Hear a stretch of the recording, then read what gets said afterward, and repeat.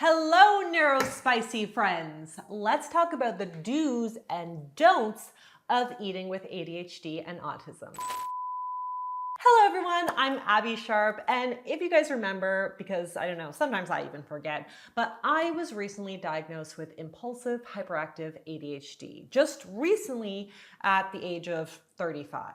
And man, I feel like I've had to kind of cram in a year of learning and unlearning in just like over a few months. And I also know that I'm not alone here. You know, it's estimated that 15 to 20% of the world's population is neurodivergent, which by the way includes ADHD, autism, dyslexia, and a few other conditions. There is a ton to cover on this topic. So I brought an expert. I talked to my friend Rebecca King, aka ADHD nutritionist. So definitely check out her IG. It is like a treasure trove of amazing tips. And of course, you can also go to her website if you're looking for some one-on-one neurodivergent nutrition advice. Okay, so hold up guys, because this is going to change the game. And by game, I mean my sleep. Because if you guys have been a long-term subby here, you know that getting a good night's sleep can be a bit of a tricky game for me. So let me tell you about my sponsor, 8 Sleep, and the revolutionary Pod 4 Ultra. So this is a high-tech mattress cover that you can add to your existing bed that allows it to automatically cool, heat up, and even elevate. The pod uses precision temperature control to regulate your unique sleep cycles, so it can cool down to 55 degrees Fahrenheit or warm up to 110 Fahrenheit, and it can do this differently on each side of the bed. And that's really important for me because I run really hot, my husband's always cold, so this has been so key for our marriage. And it's not just about comfort, this is about the science. So sleep science shows that our bodies fall asleep best when the temperature drops 1 to 3 degrees Fahrenheit. Now getting into deep REM sleep may require even lower temps, and then when we need to wake up, the temperature should gradually climb. Now the pod monitors your sleep patterns and temperature and adjusts it up and down to keep you in the optimal zone to optimize different phases of your sleep. It can also detect snoring, which will automatically adjust the position of your bed to help stop or reduce it. Now, I realize this is a higher ticket item, but I don't know, as an insomniac, I strongly believe you cannot put a price on good sleep. The pod has actually been clinically shown to increase the quality of sleep by up to 1 whole hour each night, which can easily translate into improved physical performance, cognitive function, and overall health.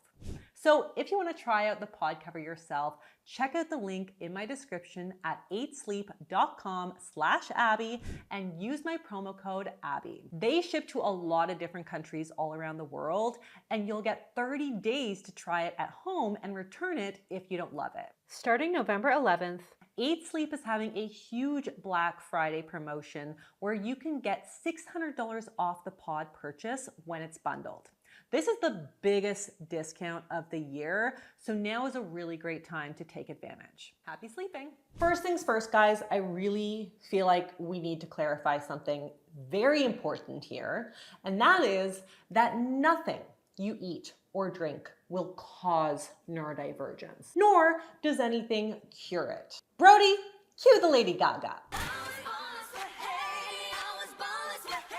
Yeah, this is just the way our brains were built. And while of course we may come across some unique challenges in life, I think the neurodivergent brain is quite beautiful. But if diet does have any impact, it is simply in symptom management and working with and not against that beautiful brain to nourish your body well. So of course, if someone tries to sell you like a certain supplement or program or diet that will cure or prevent autism, please know that it is just some grifty snake oil BS.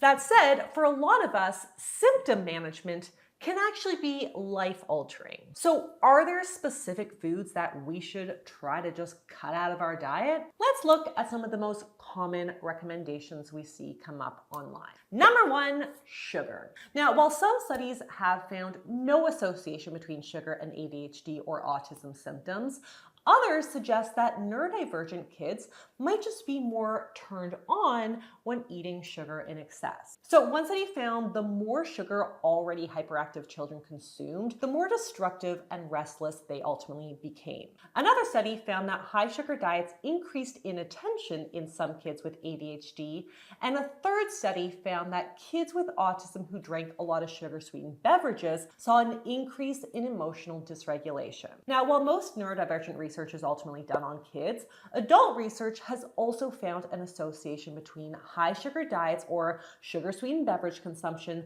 and ADHD symptoms. Now, we don't know for sure what the mechanism of sugar on neurodivergent symptoms is, but it's hypothesized that it may be related to an increase in inflammation, disruptions to neurotransmitters that are involved in cognition and focus, and potentially imbalances in our gut microflora. So generally speaking, I recommend limiting added sugar to 5 to 10% of your daily calories, and that goes for everyone across the board, whether you are neurodivergent or neurotypical.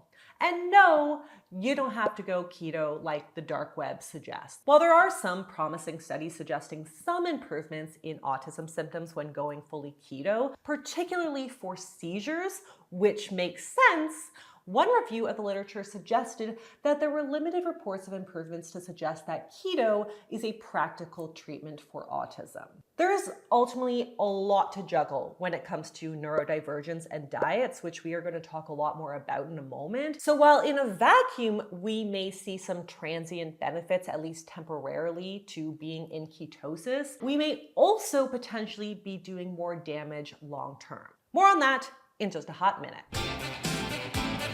Number 2 is food dye. So according to a 2004 analysis of 15 studies, artificial food dyes did slightly increase hyperactivity in children, but in other research, they concluded that the effect seemed to be kind of more genetically or perhaps neurologically determined. Neurodivergent folks might be more at risk to food dye sensitivity, possibly related to us generally seeing more chemical sensitivity in this population, and that potentially food dye may alter behavior regulating neurotransmitters, which are already more disrupted in kids with ADHD. Personally, this is one that I do try to limit in our everyday diet in my home because unlike carbs, for example, food dyes don't really add anything in my life, and they're just easier to avoid without deprivation. There are a lot of great food brands now that are trying to incorporate more natural food dyes into their products. I'm going to show you one of my favorites, one sec.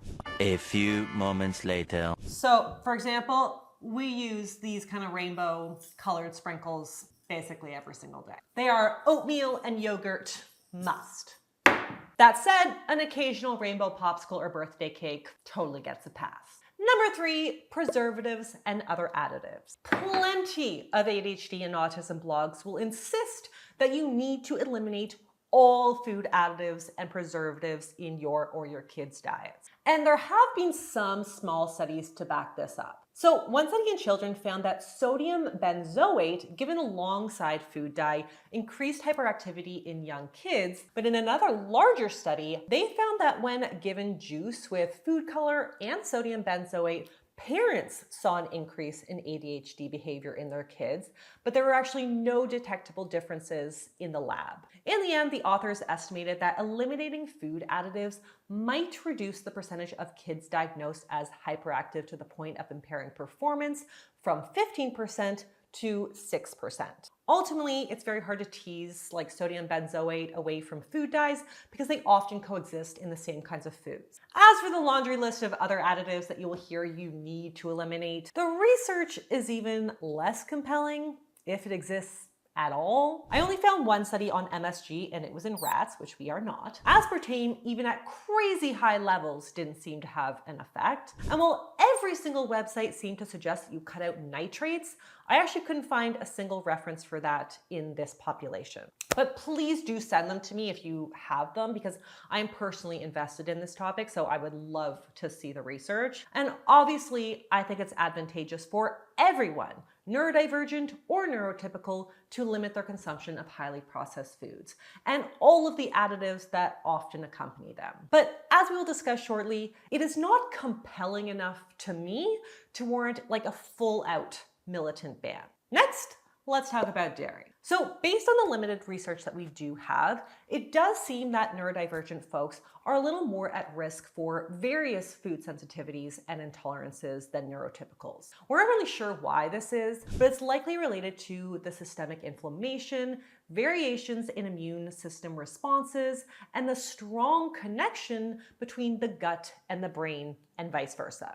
And since dairy is just one of the more common food intolerances, and not just in the neurodivergent folks, but in neurotypicals too, it obviously makes sense that in some people, we do see improvements when they cut it out. In one small study, researchers compared 27 different possible food triggers in 16 kids with ADHD. And 11 out of 16 of the kids saw an increase in symptoms from dairy. With autism specifically, it's believed that casein is the most likely culprit, since researchers found higher levels of antibodies to casein protein in kids with autism compared to neurotypical kids. And in some studies, researchers do see improvements in behavior when kids cut out casein in dairy. But it is not a universal response. And on the flip side, we also have research showing that drinking more milk was associated with better social behavior. So again, not everybody needs to cut dairy out. And there's really a similar story when it comes to gluten,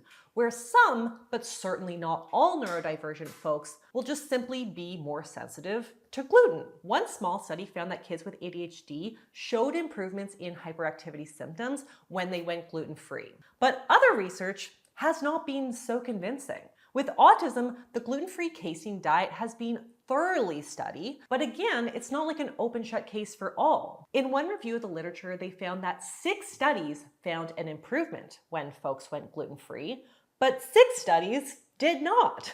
So I know, not very helpful at all. So it is very clear that not all neurodivergent people need to or even should cut out dairy or gluten, or really anything else. Really no different than with neurotypical folks who may also have potential food sensitivity-induced symptoms. This requires a lot of trial and error and an individualized approach. And most importantly, as I'm about to discuss, an ongoing risk-benefit analysis. Speaking from true experience and also an appreciation of the research to date, there is a massive overlap of neurodivergence and eating disorders. Both conditions share common genetic risks, thought patterns, comorbidities like anxiety and depression, and neurological changes. So folks with ADHD have 4 times the risk of an eating disorder compared to neurotypical folks. And we're not all like getting the same ED either. So some of the key characteristics of ADHD are impulsivity and abnormalities in dopamine, leading to something called reward deficiency syndrome. So basically, it may take abnormally high amounts of highly palatable, high sugar foods to feel content, which explains the higher rates of binge eating disorder and bulimia nervosa. Neurodivergent folks also often struggle with sensory processing, which is where severe picky eating disorders like ARFID often fit in. We also often struggle with our interoceptive sense, which is basically how the brain interprets signals and cues from the rest of the body, which makes it very hard for us to eat intuitively and listen to our body's true needs. We often also see a higher risk of perfectionism, low self-esteem, rejection sensitivity, and body image issues. So cue the more restrictive EDs like anorexia. So we need to really keep this elevated set of risk factors top of mind when we are making changes to the diet. It may be physically and emotionally way more damaging to cut out all of these potentially problematic foods than to not. So for example, a child with autism with severe sensory processing challenges like chicken nuggets from McDonald's might be the only food he will eat. Or for an adult with ADHD who is constantly forgetting to eat until they're starving at lunch, grabbing that yogurt cup at Starbucks, even though it's not dairy-free or sugar-free, might be the key to preventing a midday binge. So for a lot of us, it would be counterproductive in the big picture of health and wellness to obsess over the minutia of our diet. So I really believe that comes down to choosing your battles here, right? Pick what works for you without triggering you. And ultimately remember that fed is best. So personally for me, this means like avoiding food dyes outside of special occasions because I'm not gonna not eat birthday cake with frosting, and limiting highly processed snack foods, really no different than I would if I were not neurodivergent. I'm not going to go keto. I'm not going to cut out gluten or dairy. I'm not going to cut out sugar because that risk is too high. I am, however, going to focus on what I can add to my diet to support my neurospicy brain. So now let's talk about that.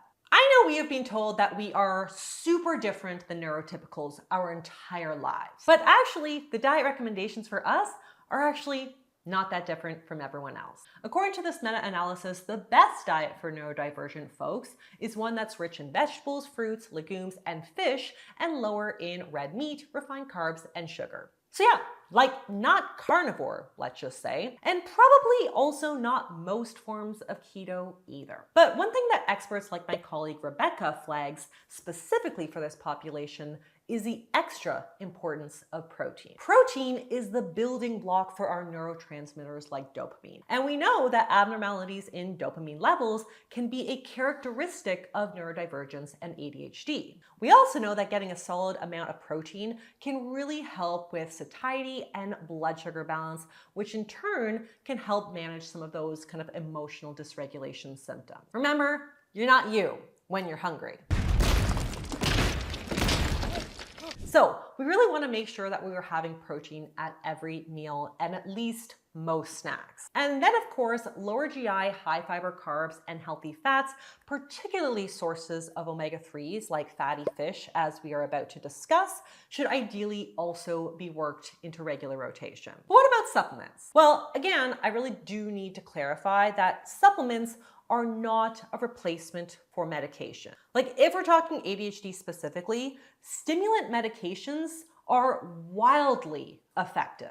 Like 70 to 80% of folks with ADHD will see a significant improvement in symptoms with stimulant medication. And I am a testimony of that. Like I'm shocked that I went 36 years without them and I managed to accomplish what I've accomplished today. Like had I taken the Vyvanse 20 years ago, would I have like 2 PhDs by now and a portfolio of successful businesses? I don't know. But yeah, no supplement can ever hold a candle to the efficacy of ADHD stimulants. But as an adjunct or like a much more subtle alternative, omega-3 supplements are my number one. We know that our brain is largely composed of fat, and it depends on these essential fatty acids to thrive. And when omega-3 levels are low, the membrane of the brain cells degenerate, the brain cells then make less serotonin, or dopamine receptors become malformed, and that can result in lower dopamine levels in the brain. A lack of omega-3s can also increase low-grade inflammation in the brain and reduce the synapses between the neurons, which could compromise everything from attention and focus to emotional regulation. And there's a lot of research on omega-3s and ADHD. Kids with ADHD tend to have omega-3 levels 38% lower than neurotypical kids, which research has found may be associated with greater hostility, mood swings, learning difficulties, defiance, and emotional dysregulation. And it's actually possible that low levels may be genetically part of this condition. In one study, they found that ADHD kids had 60 to 70% greater likelihood of a variation on a gene that was necessary to metabolize and break down fatty acids. This is why supplementing with a high-quality omega-3 supplement may really be important here. According to a meta-analysis and systematic review, supplementing with omega-3s offered a small but significant improvement in ADHD symptoms. Now, the research is less convincing for autism, but there possibly may be some benefit. Most of the research suggests that EPA omega-3s are particularly useful over DHA and ALA, so it may be advantageous to look for a blend with higher amounts of EPA to DHA, like this ADHD blend I've been using from Nutritious. I'm going to show it to you right now. This one. And it does not taste bad either. All right, back in the fridge. Other supplements that you might want to consider are things like zinc, vitamin D, iron, and magnesium, which some studies appear may be lower in folks with ADHD. And then of course, a multivitamin, any kind of meal replacements, and or protein powder can be very helpful if you're having a hard time eating kind of like whole natural foods due to sensory issues, or you're struggling with a lack of appetite from medication, which is very, very common. Also remember that the health of our gut is very important for everyone, but particularly in this population because of the brain-gut axis. You might want to consider like a prebiotic fiber supplement if you're struggling to get in your produce, and potentially a probiotic as well. Okay, now we're gonna talk diet tips and troubleshooting, because I know like a lot of us neurodivergent folks definitely struggle with a lot of the same issues. So challenge number one, you just do not have the will to eat. So this is super common, whether it's an appetite suppressing side effect from a stimulant medication or just lack of internal body awareness. But skipping meals can really often set us up for overeating later on in the day. And this graphic from Rebecca is really like a great example here. So it's like your stimulants kill your appetite, so you skip breakfast. Then you get hyper-focused on a project, and you forget your lunch. Late afternoon comes and maybe you have a snack, and then you realize that you're starving and like too overwhelmed to make dinner, so you order takeout and you overeat, and you continue to eat impulsively into the night, basically trying to play catch up on your appetite and calories. So this is one of those cases when eating intuitively or just listening to your body or being spontaneous with what you feel like in the moment might just not be the healthiest recommendation. You might actually need to eat when you are not hungry. So I always recommend creating a regular eating schedule and sticking to it. You set your phone alarms, you block out lunchtime in your calendar, and you have easy foods on hand that you can just reach for. If you are always on the go, like keeping snacks on hand like jerky, nuts, popcorn, snack bars, protein shakes, etc. In fact, I'm gonna show you my pantry right now. Okay, so I got lots of snacks, obviously tons of New Theory, popcorn, but basically anytime I'm just not feeling like making a meal, making a lunch, I'll just kind of come in here and create easy grab and go selection of snacks. We got like turkey jerky. Oh my God, have you seen these? These are unreal. I save these for the kids because they're not cheap. Maybe like a protein bar. I love these little like cheese crisp things for some protein and healthy fats. Protein, whole grain crackers, popcorn, cereal, obviously, whole grain cereals. When you're just not feeling like cooking, which honestly, it happens a lot sometimes in the middle of the day, especially if you're hyper-focused, this is the way I know I can keep myself well nourished. And remember guys, it doesn't matter if you are a baby or you are a 40-year-old grown-up, fed is always best. So if you're working through sensory aversions or just a very low appetite, it is 100% okay if a bowl of cereal is the only thing that appeals. We need to have a foundation of enough before we can even worry about specific nutrients in the diet. All right, challenge number two, you are binging on junk. Okay, you do not need an ED diagnosis to struggle with impulse eating, especially if you're neurodivergent. But if this is your pattern, here's what I want you to do. Number one, eat consistently at regular intervals and build out hunger crushing combos at most meals and snacks with a special focus on getting at least 20 grams of protein per meal if possible. Number two, find other ways to get that dopamine hit and regulate emotions without relying on food. Of course, emotional eating is normal, but it's always good to have other strategies in our toolbox. So Rebecca suggests including dopamine snacks in your day, which I love, which are essentially finding kind of like little chunks of time throughout the day to decompress. So for me, that includes like a quick little like Taylor Swift song break, a cuddle with Poppy, or like a shower without my kids. Because sometimes that last one, that's a real special treat in my house. Lastly, I want you to move foods away from your workspace. I mean, us ADHDers are like distracted enough, right? So your work should happen in your office or your workspace and eating in the kitchen. Not like what's happening right now. No, but separating out your spaces just kind of creates an extra opportunity to check in with your body and consider if you're just eating to stim or if you're eating to meet your body's needs. And of course, if you're struggling with disordered eating behaviors, I strongly recommend working with an expert RD like Rebecca. Okay, challenge number three, you want the same meal on repeat. Listen, We all have our regular meals that we like to have in rotation. But neurodivergent folks can often hyperfixate on one very specific thing, and we eat it literally every single day for months until we get the ick and then swear it off for life. Obviously, diversity in the diet is important for gut health and nutrient variety, but this is not always easy for us. So first of all, give yourself some grace on this because, again, remember, fed is best. But see what little things you can maybe switch up without compromising your satisfaction or comfort level. So for example, if you're obsessed with a chicken burrito right now, could you make it with pork, but like the same sauce?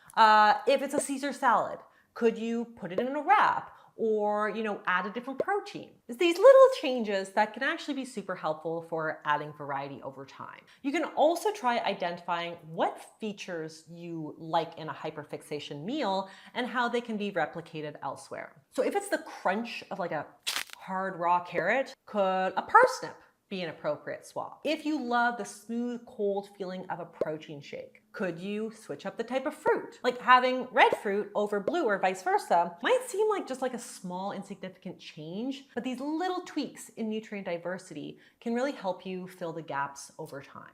And then last challenge, you just can't wrap your head around meal prep. I know better than most that ADHD can make planning meals and cooking meals a huge ordeal, overwhelming at times. So on a day when you're having like that hyper-focused attitude, use that energy to make some meal building blocks instead of complete meals, and then you can assemble and reheat them throughout the week when you're just like not feeling like cooking. So things like a big batch of rice or grilled chicken breasts or roasted chickpeas, etc. And I got a whole video on that as well. So I think you will find that very, very helpful. And if you're having a low energy, low focus week, no problem. That's when you want to lean on like your kitchen shortcuts. So rotisserie chicken, pre-cut veggies, bagged salad, canned tuna, frozen edamame, and other helpful convenience items. If it helps you stay nourished and fueled, it is a big yes for me. Guys, this is such a huge, huge topic, and I'm really just scratching the surface here, but I would love if you would leave me a comment below on what has worked for you guys, because as you probably know, feeling different can feel very isolating. And I know there's a lot of neurospicy friends out there that we can swap tips with. So please, let's share the love here. And also don't forget to check out Rebecca if you want to work one-on-one with a registered dietitian who specializes in ADHD. And that's all that I have for you guys today. I will see you next time on Abby's Kitchen. Bye.